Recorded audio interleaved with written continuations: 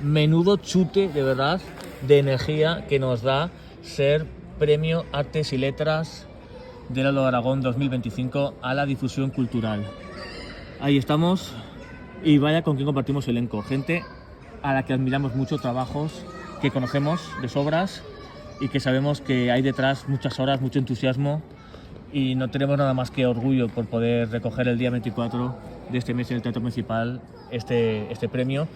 donde además está detrás el director de Artes y Letras, don Antón Castro. Para nosotros es la referencia de la difusión cultural, por lo tanto que él esté detrás de un premio que nos dan a la difusión cultural, supongo que es lo máximo que se puede pedir cuando tienes un proyecto como Aragón Musical. Así que estamos muy contentos, agradecer por supuesto a la gente que estéis ahí siempre, al sector musical sin el cual no existiríamos, para el cual existimos, y siempre egoístamente porque nos gusta lo que hacemos, pero ahí estamos para vosotros. Muchísimas gracias.